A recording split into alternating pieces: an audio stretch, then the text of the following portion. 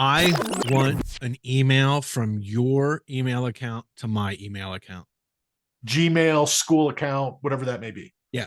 I don't want it from your recruiting platform. I'll be honest. My email is set up and it's filtered. Anything that comes from all recruiting platforms, and I'm not bashing them, they serve their purpose and I absolutely get them. Yes. They all go into one inbox and everything else goes into another inbox. And that first inbox gets the looks first. And then I move to the recruiting website emails. Yep. Welcome back to another bonus episode of Significant Recruiting. I'm your host, Coach Matt Rogers. Today's episode is different. It's honest, it's bold, and in some ways it might make a few people uncomfortable, but that's kind of the point. When I sat down with Coach Dan Mickle, head volleyball coach at York College of Pennsylvania, we didn't just talk about volleyball recruiting. I hope you'll stick around to the end of today's podcast because we did talk about something I believe many in our world of college athletics are afraid to address: the ways that public expression of your personal beliefs can impact your recruitment. Now, let me be clear. This is not a conversation about judgment. We are not telling people what to believe, nor criticizing how anyone makes their choices. But what we are doing is pulling back the curtain on a real truth for recruits and their families. When you post something online, no matter how genuine or well-intended, it becomes part of your digital footprint, and coaches are watching. Coach Mickle and I went there. We went into the darkness, into the uncomfortable, into the, aren't we not supposed to talk about that zone? Why? Because if you're a young athlete with dreams of playing in college, or a parent helping that child on that journey, you deserve to know the full picture. You deserve to be informed about how your online presence may affect your opportunities, even when maybe it shouldn't. So buckle in. And just a heads up, this is part 2 of my conversation with Coach Mickle, so I encourage you to go back to Friday's episode so you can fully understand how a college coach evaluates their roster and how they build culture and community. Coach Mickle is great at it. But for now, this is one of the most layered conversations we've ever had on the show. Here's my conversation with Coach Dan Mickle, York College head volleyball coach, USA Volleyball Paralympic coach, sports psychology expert, and someone who isn't afraid to talk about what really matters. Let's get into it. Coach Mickle, thanks for being on today. You and I just had a great conversation on coaching and mental performance, but I really want our audience to get a great sense of how you think about recruiting, how you recruit. I know that you told me that right now your roster size is around 21 and you brought in 9 freshmen. Let's talk about that mentality. Where does that start? Why the 21? Why the 9 freshmen? Yeah. So my typical roster size is around 18. What we ran into is we just have some injuries that I'm just not sure, are we going to be good to go at the beginning of the year? So I could walk in with a roster of 13 that are playable if I didn't recruit heavily. And the other part was there's just some really good talent that was available to us, and I would have been kicking myself if I saw them in another uniform. Yeah. And the plan started during the recruiting process, being very open and honest with everyone, saying, look, we're going to have a big roster. Not only do we have 21, but I only graduate 2. Positive is this is going to be our group for a few years. Yeah.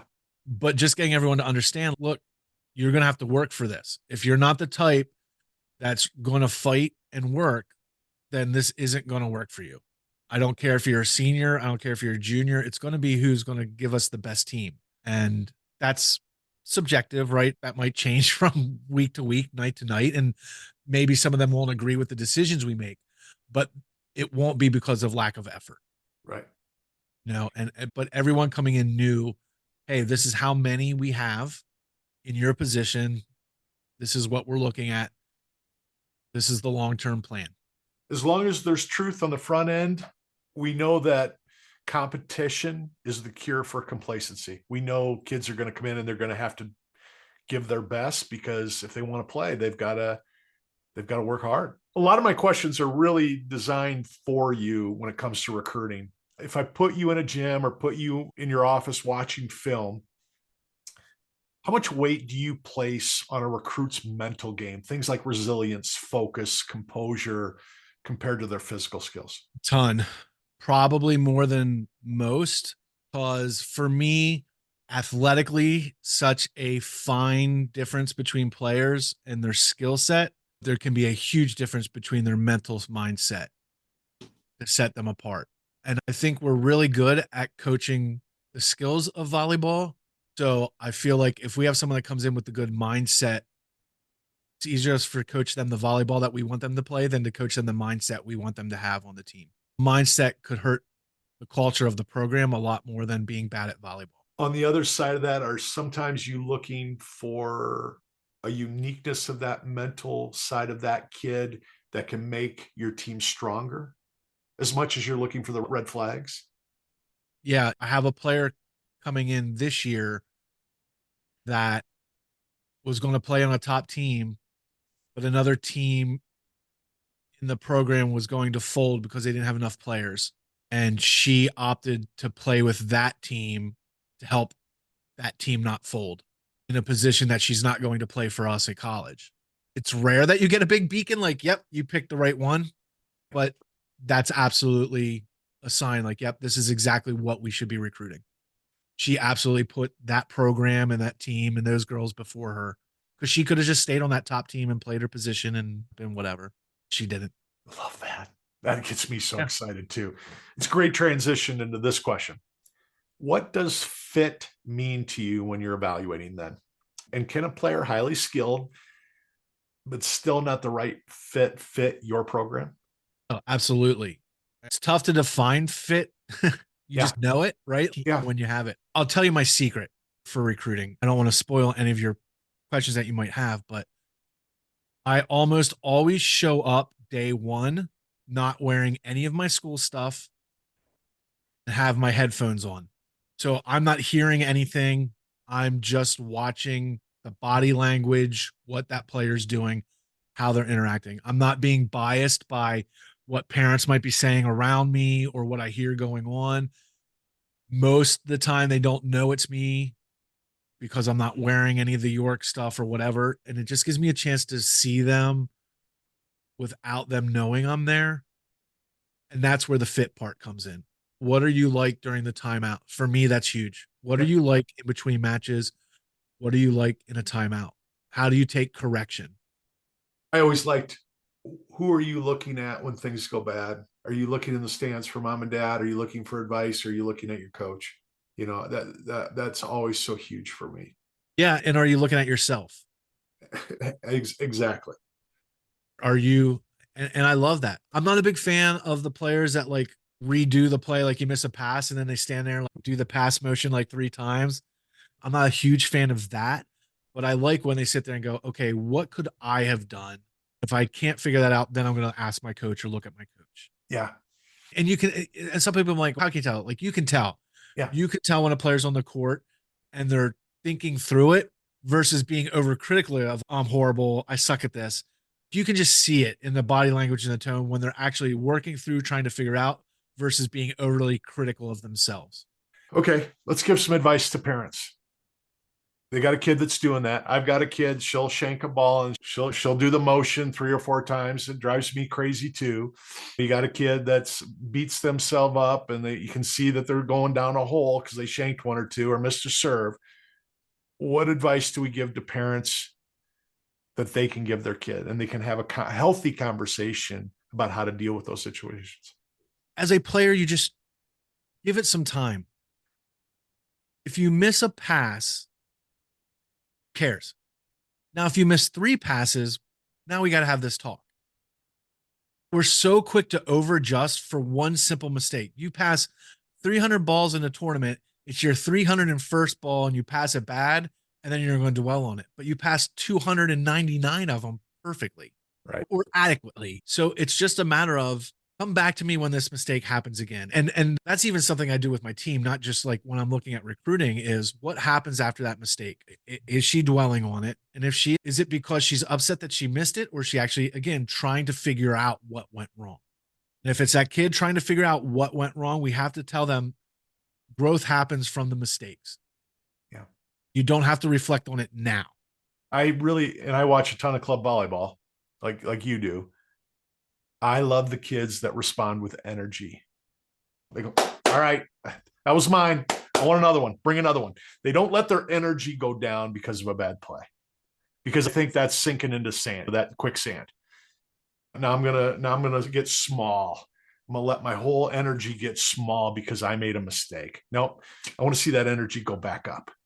Do you like that? Yeah, I like to see the throttle down, keep the energy going. Yeah.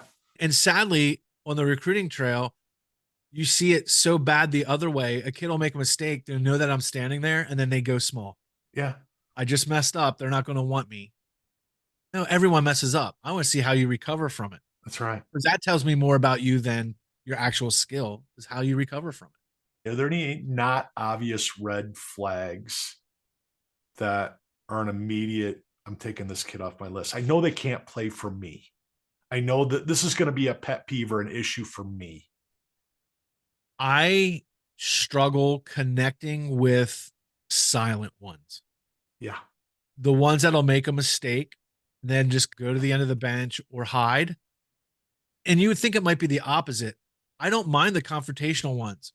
If you're arguing, I see you arguing with your coach. Now, I should say there's a difference between arguing and advocating, right? If you mess up and the kid is, hey, I went for it. This is why I went for it. And I'll go for it. And there's that argument with the coach. I respect that because you're passionate about what you're doing.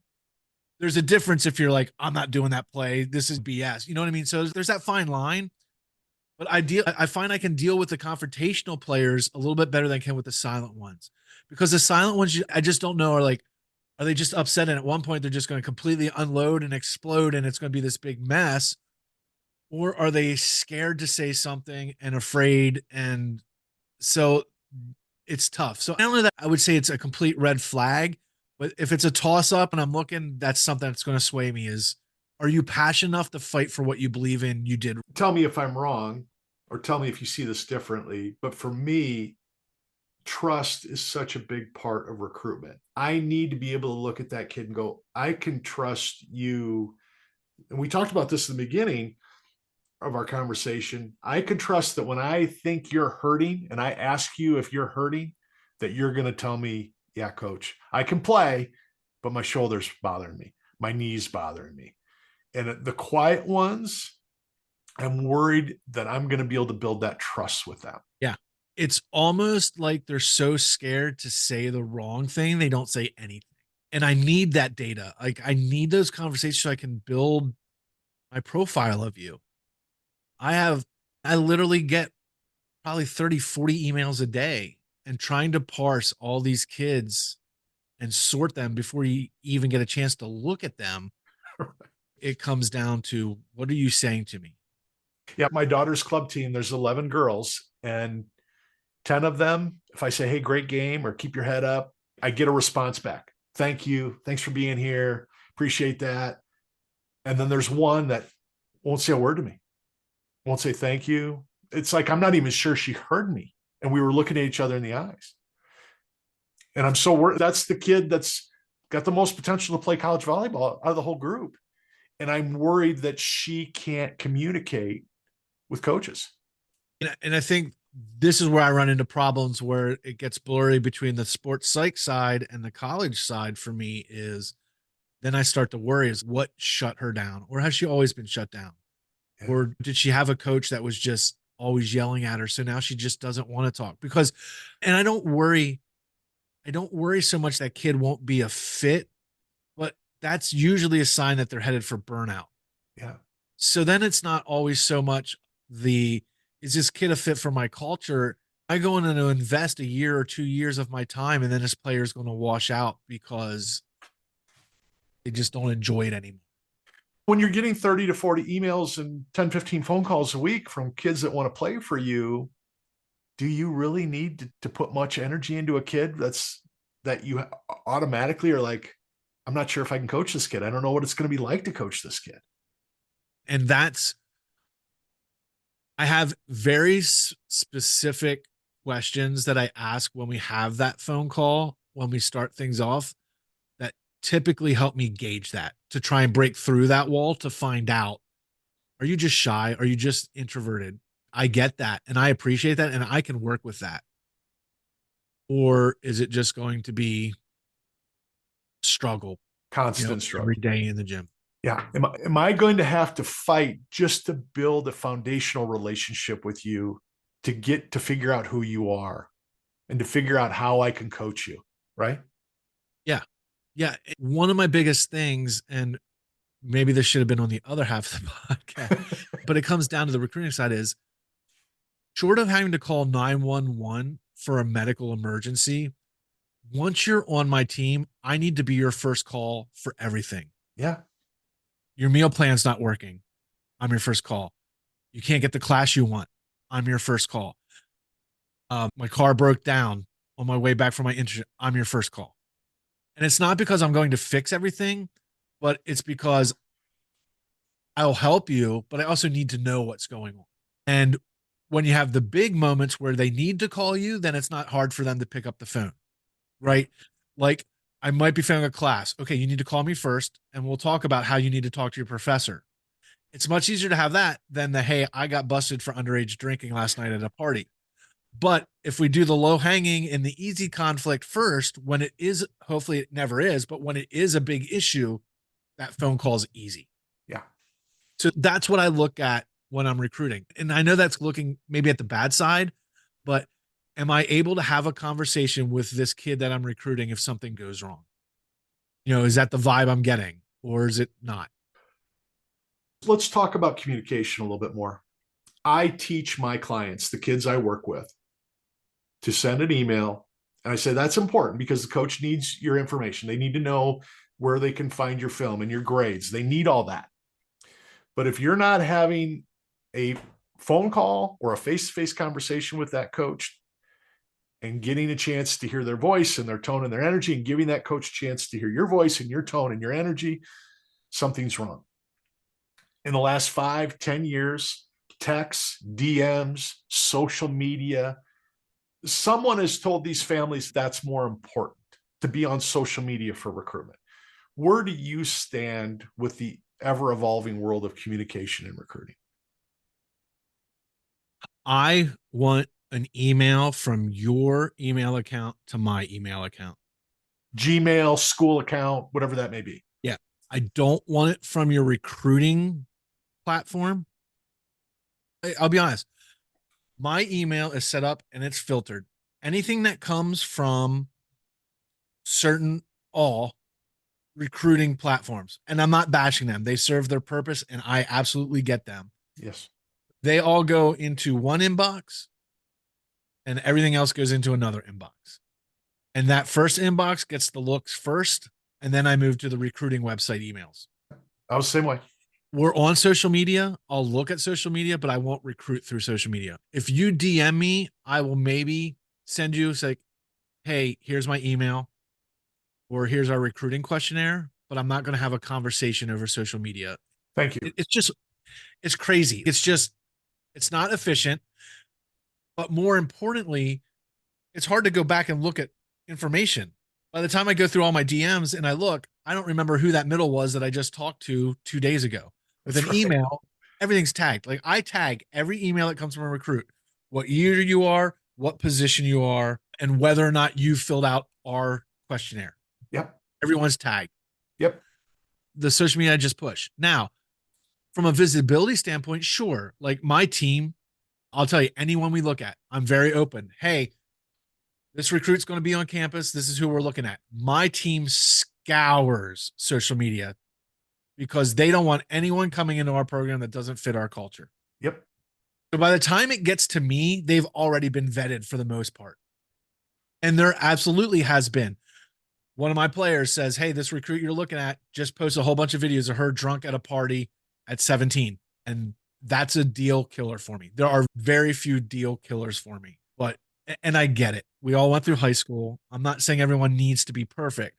I just don't need the whole world seeing you getting drunk in high school. Yeah. Because if you're going to do it then, what are you going to do when you're under my care? So, like, that and drug use are just an absolute killer. Yeah. Everything else, might go in the pros or cons list and we'll figure it out. Yeah. But those two are me. But that's been the downfall of social media. Yeah. Because here's another secret, and everyone's gonna get upset about. Everyone makes these Jenny Smith 26 accounts. That's the name of their Instagram account, Jenny Smith 26. But then we scour and we find Jenny Smith's real Instagram account that isn't her volleyball recruiting account, and that's what we look at. That's right. And we'll You know, find it too. we will. Everyone will. And again, for the most part, nothing's really going to take you out of my range unless like the drinking thing's just really tough. Yeah. It's a hard environment to bring someone in knowing that they're already going to be an issue with that. For me, it's politics and religion, because I appreciate that you have a political leaning. I appreciate that you're religious, but if you're constantly pouring it down my throat on social media, I'm probably walking away from you. I don't care if you're the best 6'4" middle I've ever seen.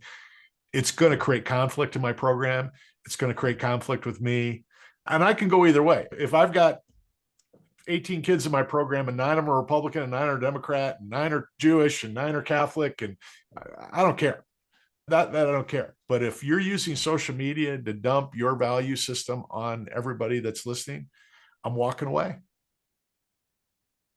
Those are interesting for us. Like in our conference, we have a few teams that are religious schools in our conference.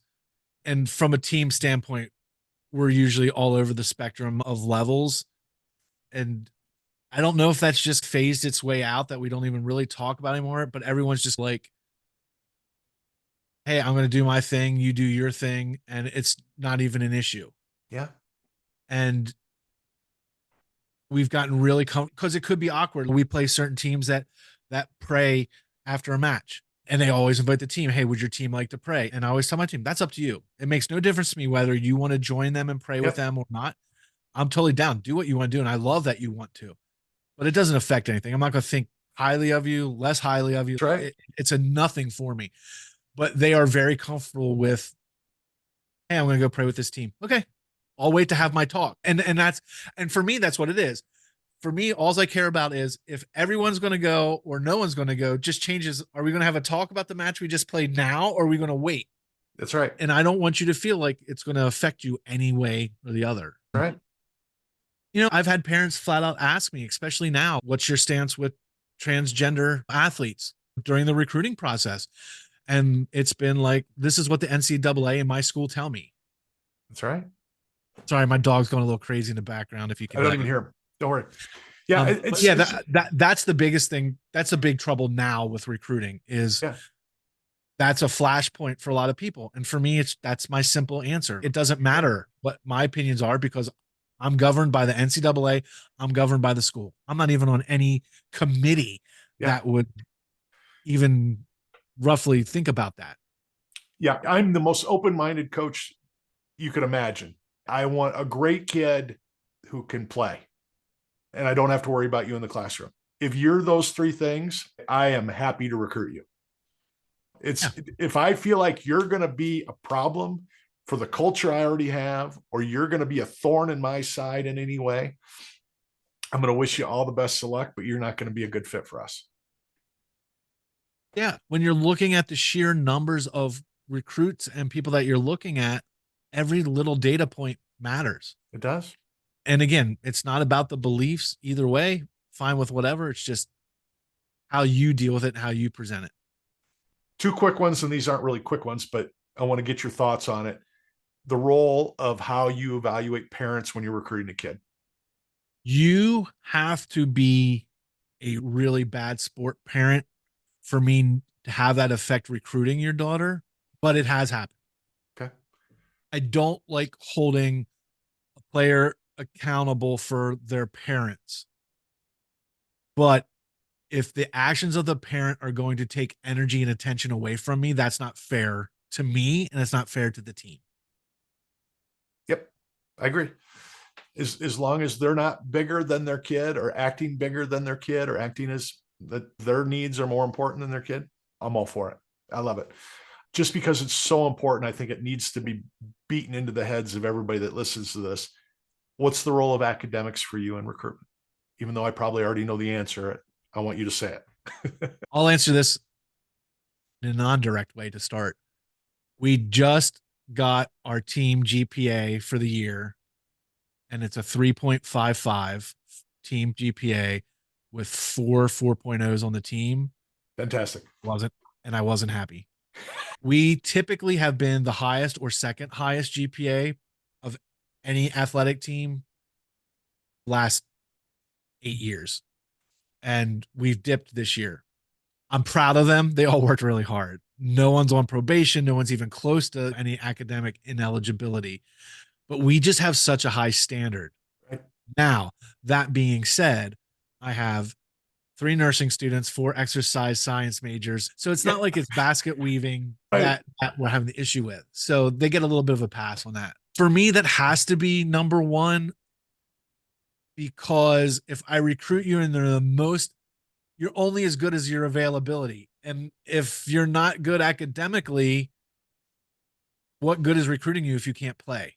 Yeah. That's really big for me.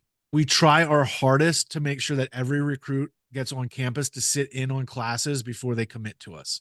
This is what it's going to be like. I want you to have this visit. Even if it's not an overnight, come for the day. I've never had to do a study hall or anything crazy. They just do it. Like, it's just expected that we're going to have a high GPA. But it's how you're recruiting. You're purposely looking for those kids that Yeah. can come in and have those routines, and they have high expectations for themselves in the classroom. Yeah. And it comes down to by degree too. If I have a nursing student come in, I evaluate her academically different than if I have a sports management student coming in, because it's a different workload. It's not that one's easier than the other, but sports management doesn't have a clinical. Like, I literally have players that go to clinical from 4 a.m. until 3 p.m. and then come practice at 4 p.m. Yeah. That's different. And that wasn't a misspeak. 4 a.m. in the Yeah, morning to yeah. 3 p.m. And here's the part. And I've had great conversations with my nurses about this, and it really opened up. Not only are they doing these 4 a.m. to 3 p.m., like these 12-hour clinical shifts, they're seeing nasty stuff. Some of them are ICU nurses. Like, you literally just watch someone died before you come to practice. I never would have thought about that. Like, I just think like Exactly. you're doing your clinical, and like, I've had players come in, I'm like, go home. Like, a player she looked completely exhausted. What happened? I was in the ICU today, and I literally watched a baby die as part of my clinical. Go home. Go to your dorm. Go do whatever you have to do. I don't care about the game tomorrow. You're still starting. Go home. That's right. So it's like, just understanding what they go through as students has been huge for my recruiting process, because I'll tell kids, like, I don't know that you'll be able to handle this load. This might be tough for you. Yeah. Coach, it's fantastic. And I want to make this point because I brought up religion and politics. I know you're the same. We don't differentiate by race, by color, by religion, by sexuality. Any coach that's doing that should not be in the business. They really shouldn't. Yeah. But it is a matter of how you handle it. It doesn't matter if you're straight or gay. It's how you handle it and what kind of person you are and the character. Are you kind? Are you generous? Are you a great teammate? Are you somebody that understands student before athlete? Are you somebody that understands empathy?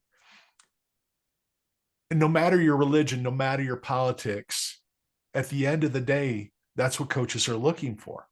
And it's important that we're not allowing those really high character points to decrease because of our faith, because of our politics, because of anything that might hurt those characteristics.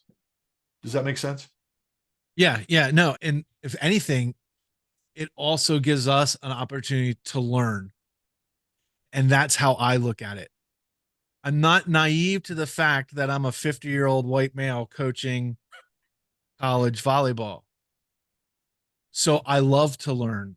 What is it like being an athlete of color on my campus? What can I do as a coach to make you feel more comfortable? And that's hard too, but that's part of the recruiting, because I'm recruiting players that I might not be familiar with their socioeconomic or their background. That's right. So Maybe that's why they're on the team they are. Had nothing to do with their ability. They're on the twos team because it's a single parent family and it's tough to make ends meet. And they're a heck of a player and they're going to be awesome, but they're getting overlooked because they're not on that top team, but it's not because of talent. And the last point, I know this is rapid fire and I don't want to hog up a whole bunch of time, but for me, it all boils down to I made a shift. We made a shift a few years ago. We really rely heavily on certain clubs. Like we know which clubs teach and attract the players that we like. That's right. So they're always my go-to. When I'm looking for a middle player, I got to find a middle for next year. I'm calling those same 6 clubs that I always club because I know they're coached. I know they care about the kids. And typically the kids coming in fit our program and all culture. Yeah. I no longer am doing the needle in a haystack, looking at 3,000 middle recruits from all over the country. I'm cashing in on those relationships with the clubs and the coaches that I know. Well, they're clubs. They're recruiting like you are, and they're literally probably looking for similar kids that you're looking for. You hope, but there's also clubs out there that'll feed you the line of BS because it looks That's right. good for them to say, oh, look, we got 5 kids going on to college. The 6 coaches or club directors that are going to give you the straight scoop. Dan, I don't think this kid's a good fit for you. Dan, I don't think this kid fits your culture. Dan, I don't think this kid's going to be happy at your, right? Yeah. Yeah. I've absolutely had coaches that say she would be great, but I don't think she's a fit for your style. I don't think she's a fit for your culture. Yep. And then on the flip side, hey, look, I know that this girl's undersized for an outside or a middle, but I'm telling you, she will grind and make it worth it. And 9 out of 10 times, that's what happens. Yep. We get that kid that people passed on because they were just athletically looking, but trust the coach. Coach, you're awesome. I hope you know how much I respect you. I hope you know how much I've enjoyed our friendship over the last couple of months and getting to know you, and just very much appreciate and respect who you are as a person, as a coach, as a dad, as a husband, and just thankful that we have you in this world, and keep doing what you're doing. And if you need anything, you got me, and I'm always happy to help. I'll send you the check in the mail for that one. Again, appreciate it. We have to have these conversations. It just has to be more conversations like this going on. Thanks, Coach. Have a great day. That's a wrap for this week's Significant Recruiting Podcast. Thanks again to Coach Dan Mickle for joining me today. What a great conversation. I learned so much, and I'm so thankful that Dan's willing to have those big picture conversations that I think every parent, every coach, every student athlete needs to hear. So thanks to Coach. If you want to learn more about his work in performance psychology and coaching, visit danmickle.com. You'll find great tools for athletes, coaches, and teams. And if you haven't yet, check out my brand new book, The Softball Recruits Journal, now available on Amazon with 2 awesome covers to choose from. It's packed with tools to help athletes take full control of their recruiting journey. You can find the journal, free resources, and schedule your free recruiting strategy session with me at CoachMattRogers.com. Until next time, lead with significance, live with purpose, and as always, own your recruiting journey.